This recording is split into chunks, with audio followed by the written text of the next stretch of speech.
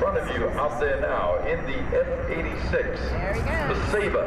That is Mr. Steve Hinton, and joining me on the stand right now, talk about this magnificent Pioneer aircraft. The T-33 you're going to be seeing a little bit later on today, Mr. Chris Fahey. Chris, this is a magnificent aircraft, isn't it? Well, it's one of my favorite jet fighters, the F-16 of course, but what a wonderful airplane. There's only 6 of these flying across the United States now, so it's a real treat to see this fly. The F-86 really heralded our way into the jet age, the aircraft that released the airplane. Yeah, absolutely right. So,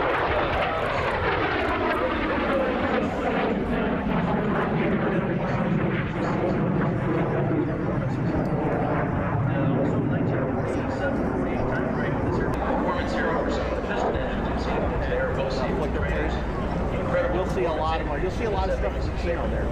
Okay. It's already. The only airplane that came along toward the end of the war that really didn't come close to matching any of this was the German design that was actually ended up being built out in the woods. And they came up with a delta wing, or a swept wing rather, that happened by accident. Do you remember the story behind that, Chris? I don't remember the story about the accident. I know the story of the ME-262, which is basically the wing design of Saber engineers. Someone told me to make their airplane here. The Saber originally had a straight wing design on the aircraft, and they adapted the swept wing, and it was a much better performing aircraft.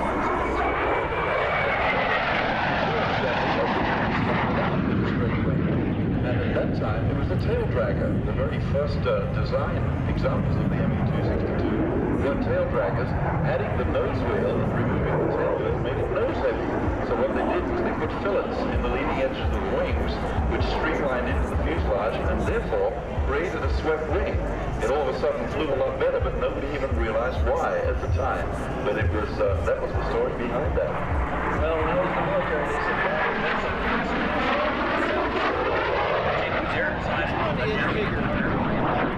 said that but the first edition of the MiG-15 was the adversary of the Saber, but they were pretty evenly matched, weren't they? Yeah, right. Both aircraft, But don't they do 200 hours in each aircraft. Yeah, they do. That's a nice aircraft. Download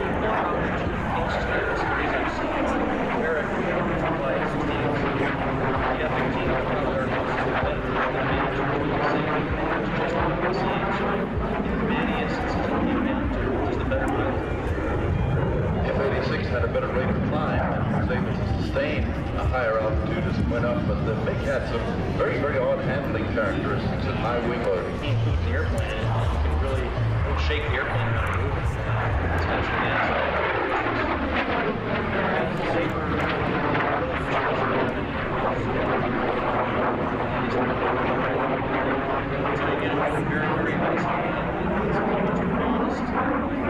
and at 300 knots, it's better than the F-16. March 15th and 16th in Stanley is the Chino Air Show, one of the greatest warbird shows anywhere in the United States.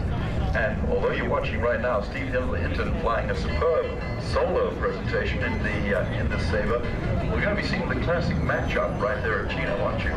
That's right. Steve will be flying this F-86. I will be flying our MiG-15, and I'll be defeating him once again as the MiG-15. Gets lucky and gets me instead, but yeah, we'll be flying.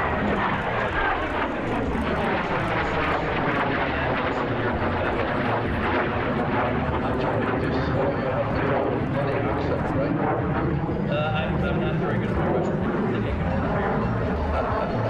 33, but also the MiG-15 or a derivative of it, and the Saber, of course, taking a quite healthy step up in power and in engine design. Exactly.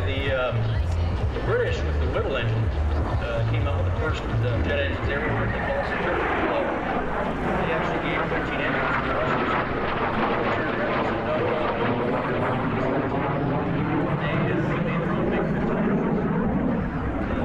The Westinghouse engine here at the Saber was almost a new design that went a different way, whereas the MiG-15 and the T-17, 45-degree swept wing.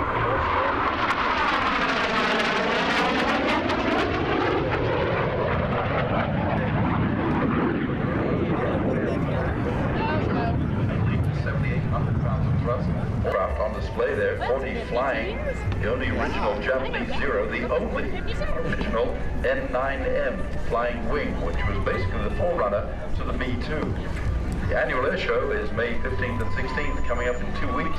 A salute to the greatest generation. 20 B-51s will be flying, plus B-17, most of the Army Air Corps fighters, and Navy fighters from World War II. So lots and lots of things to see right there, not too far from here. At the Planes of Fame Air Museum in Chino, California. The gates will be opening at 11 a.m. Sorry, the gates open at 8 a.m. Flying will be taking place 11 till 4. The biggest warbird air show in the United States of America. And Gordon, if I could, as Steve Hinton lands the beautiful Saber jet here for y'all, if you'd all give him a big hand. I'd like to say thank you, Gordon, for all the years of work. Ladies and gentlemen, you have one of the finest air show announcers in the country here with you today, so give him a big hand also. Gordon, thank you so much. I'm going to go fly. You take care. We'll see you at the next show. Thank you very much indeed. Chris Bay, ladies and gentlemen. And you're going to be seeing him next in the trainer parade, flying one of the beautiful Canadair T-33 jets.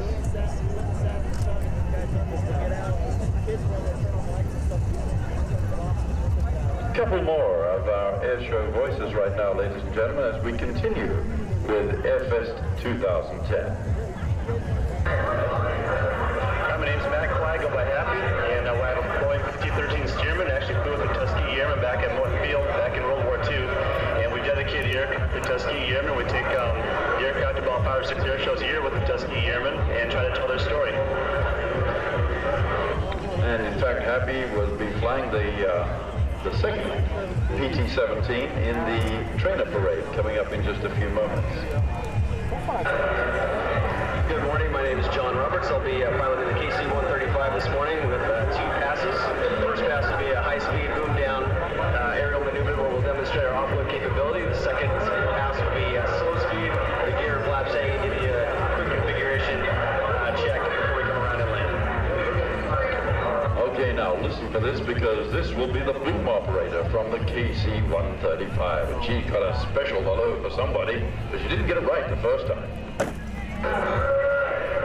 Hi, I'm Master Sergeant Yvonne Sell, and I'm the boom operator on today's KC-135 flight. Our aircraft is sort of... All right, we're starting over. 3, 2, 1, go. Hi, I'm Master Sergeant Yvonne Sell, and I'm the boom operator on today's KC-135 flight. Crestline, California, and hi, Wyatt. How was that, Wyatt? I hope you like that, Wyatt. Steve Hinton is actually back out there. Take off your hat and give him a wave as he goes by. Fabulous job in one of the classic aircraft from our aviation past. The F-86, the Saber jet.